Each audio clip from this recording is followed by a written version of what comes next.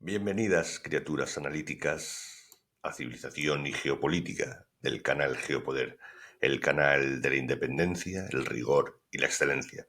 Soy Vicente Ferrer de Beicer y os invito a que me acompañáis, nos deis like, si es posible, y difundáis, si lo estimáis merecedor, oportuno, a otra entrega de cine y geopolítica.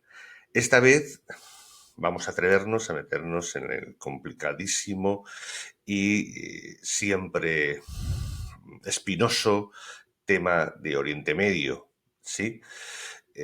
Con una gigantesca obra maestra, haciendo referencia a ella, que lo normal es que casi todo el mundo, al menos de más de 30 años, la haya visto alguna vez, y si no es urgente verla, y dos películas bastante recientes que es aconsejable verlas, sobre todo por su contenido, conocimiento geopolítico.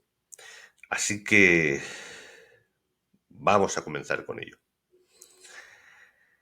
La primera de todas, antes de las dos películas que voy a aconsejar más cercanas, y que seguramente al menos alguna, la mayoría no habrá visto, tal vez alguna habrá visto las dos, otras ninguna, pero voy a comenzar con una gigantesca obra maestra que no puede ser otra que Lawrence de Arabia, de David Lean, el gigantesco director, un realizador en serie de obras maestras, y esta es una de sus grandes obras maestras de 1962. Ganó 7 Oscars. Curiosamente, ninguno de los actores, ni Peter O'Toole como principal actor de la película, actor principal, ni Omar Sharif, lograron el Oscar. Estaba The Guinness, estaba Anthony Quinn. Bueno, es un cartel gigantesco y todos intensos, que es algo rarísimo. Normalmente en las películas corales se suele perder la posibilidad de los grandes actores, hagan muestras de su talento, pero en este caso es increíble, pero todos están maravillosos, absolutamente. ¿Y sobre qué es Lorenz de Arabia? Pues sobre un personaje absolutamente, qué curioso, no es mitificado, sino llevado al ostracismo, el que prácticamente se tiene oculto en el mundo del siglo XXI, y que es Lawrence de Arabia, Thomas Edward Lawrence, un teniente británico, que, bueno, seguramente fue el factor, el elemento absolutamente genial que motivó el gran movimiento árabe de liberación que llevó a la constitución de un montón de países árabes. Eh, Aparte de la película, de ser una película gigantesca que vale la pena ver por su fotografía premiada con Oscar, de Freddie Young, un habitual de David Lean, y no digamos, pues bueno, la dirección artística. Bueno, es algo excepcional. Ahí se muestra la teoría de la narrativa lenta de David Lean para provocar la situación de vivencia en el desierto, en las situaciones, bueno, música de Maurice Jarre, el padre de Jean-Michel Jarre, que es una auténtica genialidad también oscarizada. Es una maravilla completa, una experiencia que cada vez que se pueda ver. Yo tuve el privilegio de verla, además de, por supuesto, en vídeo muchas veces, y en casa, y también pude llegar a verla en el cine, obviamente no en el 62, pero sí en los años 80 se estrenó en Madrid. Fui a propósito a Madrid con una tía mía para verla en el cine Palafox cuando se estrenó su metraje entero, metraje del director, ¿no? Con los cortes que se habían retirado, y inclusive un gazapo que hubo por ahí en lo que se supone que era el Cairo, se veía una virgen por ahí, ¿no? Fue filmada en España y Marruecos, y bueno, es excepcional. Es excepcional porque muestra cómo este personaje absolutamente fascinante, casi no voy a decir un Alejandro Magno, pero un auténtico héroe mítico del mundo moderno, llevó la contraria a lo que era su misión. De aquí empiezo. ¿Y en qué tiene que ver Lawrence de Arabia con el mundo del Oriente Medio exactamente en términos geopolíticos? Pues que nos muestra el origen en el que podemos comprender el origen de todo el tema árabe, ¿sí? El origen político y geopolítico de todo el problema del mundo árabe. Todo esa zona, como la península arábiga y lo que es la antigua Mesopotamia, actual Irán, Irak, perdón, actual Irak y por supuesto la zona Oriente Medio, Siria actual, Líbano, Palestina, Israel, todo lo que es esa zona actual era el Imperio Turco. Eran provincias del Imperio Turco, incluida Egipto, pero Egipto ya había sido liberada, ocupada y después ya... No, todavía no, creo que estaba ocupada en ese momento, si no recuerdo mal, sí, por los británicos a finales del siglo XIX. De hecho, creo que se independizó Egipto en el 22, también después de la Primera Guerra Mundial. Pero el caso estaba bajo protectorado británico, sí. El caso es que había un tratado que era Sykes-Picot. El tratado Sykes-Picot era un tratado entre británicos y franceses para repartirse los restos del Imperio Turco en Oriente Medio según sus intereses, sencillamente. Entonces mandan, en medio de la Primera Guerra Mundial, mandan a un señor como Thomas Edward Lawrence, que era en realidad un especialista en historia y en lenguas muertas y en lengua árabe y de toda la zona, para evaluar, simplemente era evaluar las posibilidades junto al aspirante a crear un reino que era el príncipe Faisal. Realmente el mundo árabe, obviamente, como sujeto político, había desaparecido completamente los imperios arábigos hacía siglos. Y realmente se ve como no había ni la más mínima conciencia de nación-estado en el mundo árabe. Y se puede ver perfectamente en la película, que por supuesto ni nombran a los palestinos porque no existen los palestinos. Son los árabes que estaban por Palestina, ¿no?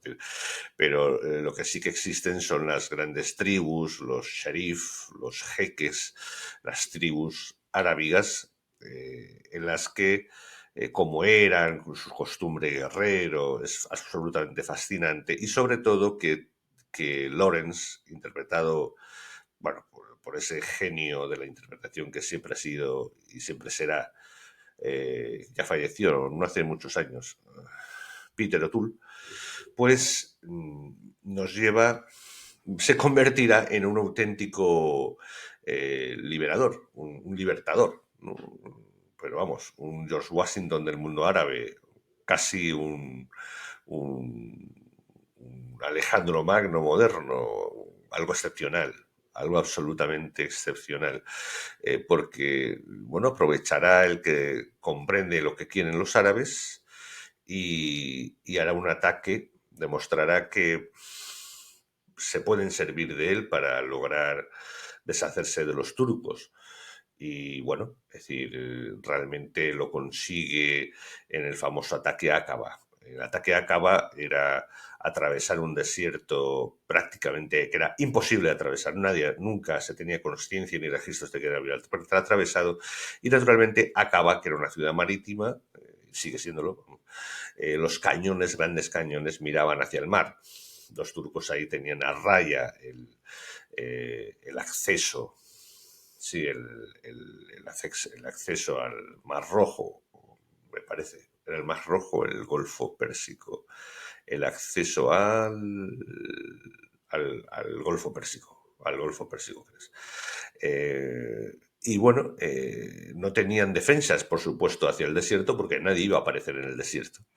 Entonces, con apenas unos cientos de guerreros árabes de varias tribus, logran atravesar con gran dificultad ese desierto, atacan y consiguen esa gran victoria, y a partir de ahí se convierte en un auténtico líder de sublevación del mundo de los árabes. Eh, Absolutamente cada vez ven más los ingleses como se le va descontrolando, se va convirtiendo en un auténtico líder, en un personaje mítico casi, eh, de alguna forma un auténtico líder real entre todos los líderes árabes, incluido el príncipe Faisal. Y bueno, llega un momento en la que incluso tienen suficiente fuerza de entrar en Damasco, que era la principal ciudad de la actual capital de Siria, principal capital de todo el territorio en manos turcas, y lo logra. Y se ve como trata de construir un Estado, una gran nación árabe, pero es imposible. ¿Por qué? Porque no tenía ni la más mínima conciencia de nación-Estado. Está claro, no tenía ni la más mínima conciencia de nación-Estado. Y bueno, van repartiendo, eso ya se ve cuando él la abandona, por supuesto, con una patada hacia arriba de los británicos, ya cuando empiezan a repartir en el mismo Damasco, se empieza a repartir por las potencias en esa reunión, una escena absolutamente magistral. El representante de lo político británico, Claude Rains, ese magistral capitán de Casablanca, ¿no? Es decir, cínico y genial, y que en este caso pues, está mayor, el actor, pero hace un extraordinario papel. Y bueno, es decir, en medio de ese tejemaneje político, él se indigna y él sale de la reunión, y uno de los generales también comprende la grandeza de Lawrence, ¿no? Comprende la grandeza de Lawrence, que realmente había hecho algo grande. En palabras que a veces hemos dicho aquí, eh, en este cadena, perdón, en este programa, en este canal, no siempre las élites se salen con la suya, ¿no? Es decir, no siempre lo programado.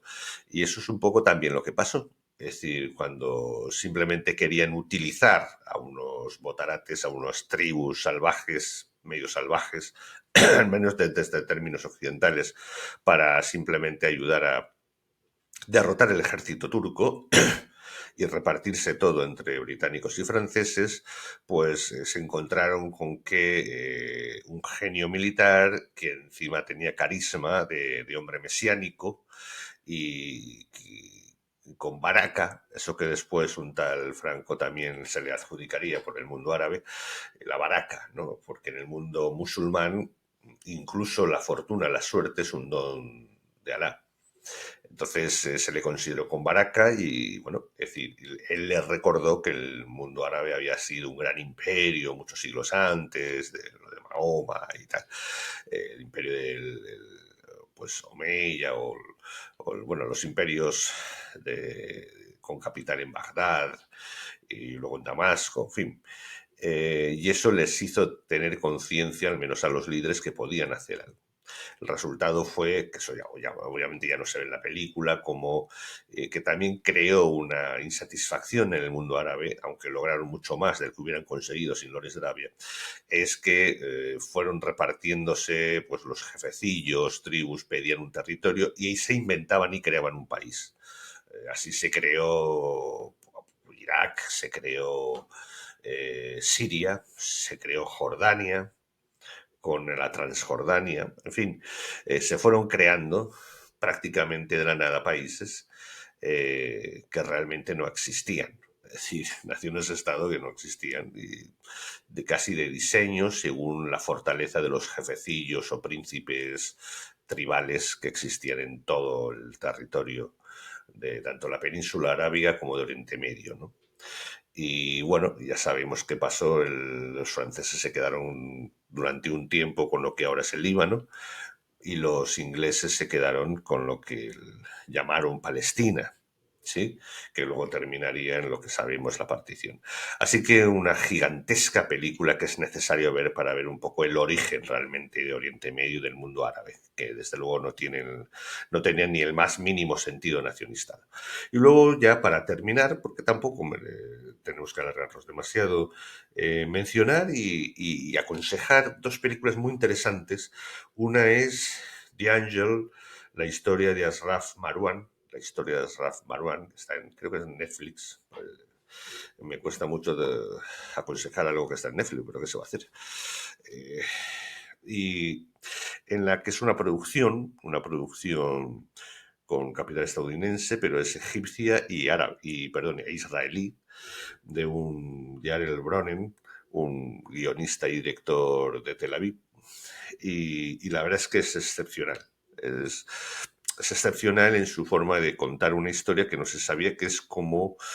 Es una película notable, repito, no es una obra maestra, pero es una buena película, vale la pena verla, porque es la historia del yerno de un diplomático importante, el yerno del gran Nasser, posiblemente el líder árabe más importante del siglo XX.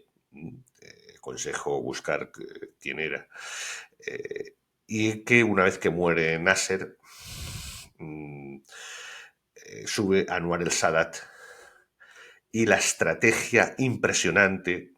Durante años se creyó que era un doble espía, el ángel, ¿no? Que era Ashraf Marwan, un doble agente que incluso fue premiado por salvar a Israel en el Yom Kippur, pero en realidad era una doble estrategia absolutamente genial e inteligente de Anwar el Sadat para, con la estrategia de Pedro y el Lobo, a través de Ashraf Marwan, demostrar a los israelíes que iban a invadir en cualquier momento. Hicieron dos falsas alarmas y la tercera era la verdadera, del Yom Kippur. Entonces fue una falsa alarma, pero como dio la información buena, esa vez no le hicieron caso al principio, pero cuando vieron que sí que era verdad, pues pudieron reaccionar más o menos a tiempo. Es la única guerra que han estado a punto de perderle a Israel.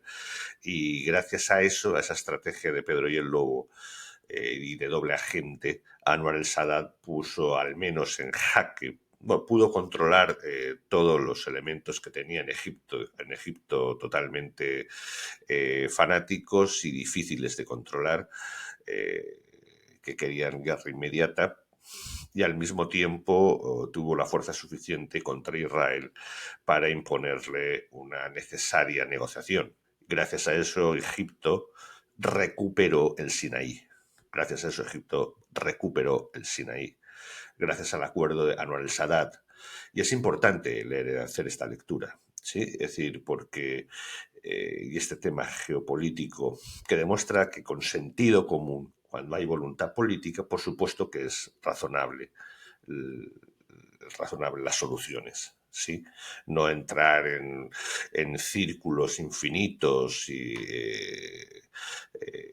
absolutamente fanáticos en las cuales es imposible salir, ¿no? En auténticas espirales en la que no podemos retrasar a qué ocurrió, si fue más o menos arbitrario o no, injusto la repartición. Pues claro que todo lo que ha ocurrido en la edad contemporánea es bastante injusto en todos los tratados internacionales, desde el Congreso de Viena, pasando por la Conferencia de Berlín hasta el Tratado de Versalles, Potsdam, Yalta y todo. Es decir, realmente ha sido arbitrariedad absoluta, pero bueno, el mal menor.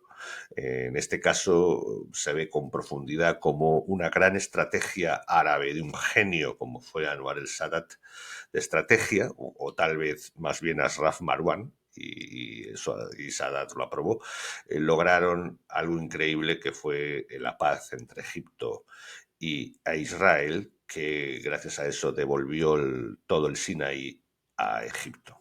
¿Eh? Vale la pena ver, tremenda película. Y otra es Beirut. Sé que algunos pensarán, hombre, Siriana. Siriana como película cinematográficamente, sí, vale, tal vez será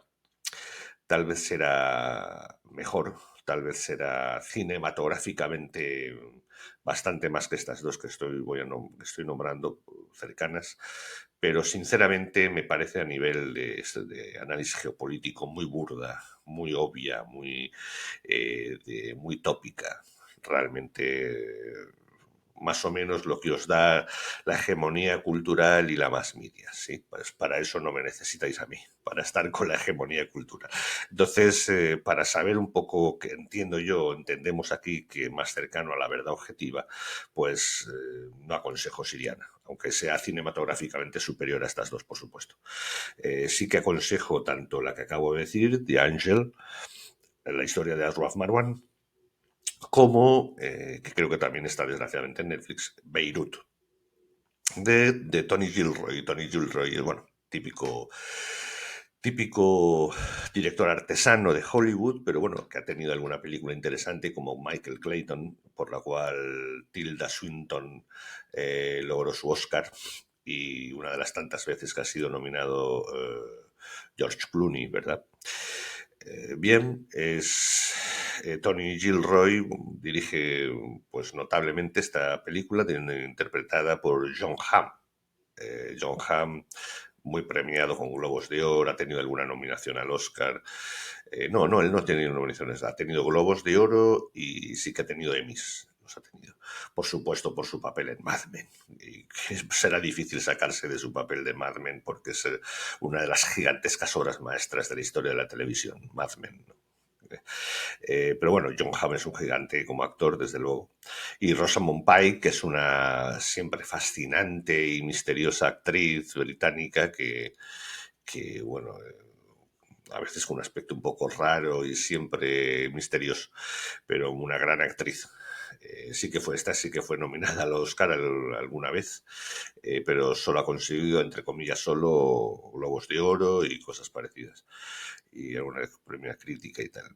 Una gran actriz también. Bueno, Beirut acerca a lo que era la complejidad. Me acuerdo cuando era niño, ¿no? Beirut es una auténtica locura. Realmente, para ver que es una auténtica locura. En Beirut llegó a haber dos, tres, cuatro facciones diferentes. Era normal tomar café mientras rompían las balas, ir a comprar el pan. En una calle estaban en guerra, en otra estaba en paz. Llegó a ser una auténtica singularidad, ¿no? Es decir, y bueno, es un poco una visión pues muy americana y se nota, se ve esa percepción geopolítica del americano que se ve como un auténtico alienígena en medio de, vamos, como un diablo en agua bendita, ¿no? En algo que casi no comprende la complejidad y el absurdo.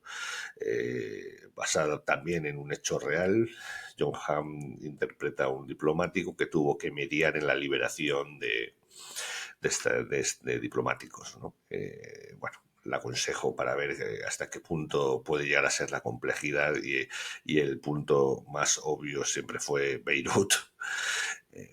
Claro que ahora estamos a un nivel que va mucho más allá de la complejidad geopolítica, ¿no? Creo que hace un año se pasó una raya de pura maldad y puro horror, ¿no? Es decir, casi de teatro de los horrores, más que una geopolítica real, ¿no? Por un simple movimiento teatral de uno de los grandes hermanos mayores actores como era Irán frente o junto a Israel, o una sección de Irán. En fin, realmente vale la pena estas dos películas, tanto The Angel, Ashraf Marwan, la historia de Ashraf Marwan, como Beirut. Sí, y bueno, y por supuesto, si por alguna casualidad todavía no habéis visto, cometéis el pecado gravísimo de no conocer Lawrence de Arabia, por favor, inmediatamente, eso sí, con una pantalla de televisión, no sé, de 30 metros por 50, si es posible, sí, lo más aproximado, tenéis que ver eso, tanto como experiencia cultural, civilizatoria casi, ¿no? Es decir, como por, por ver realmente el origen del mundo árabe en la edad contemporánea. Absolutamente ajeno a una identidad eh, Estado-nación, que podamos pensar o conocer. Y desde luego estas dos películas más cercanas a los problemas actuales. ¿Sí? Y bien, espero que os haya gustado, espero que las disfrutéis, lo haréis sin duda cualquier persona que le guste la imagen, el cine y por supuesto el mundo de la geopolítica, como vosotros criaturas analíticas de la geopolítica y la cultura, seguro que os gustará. Así es que un gran abrazo y ahora pues ya sea unas horas o en algún día pues vamos a ir por supuesto a la píldora geopolítica. Así es que hasta la próxima, amigos.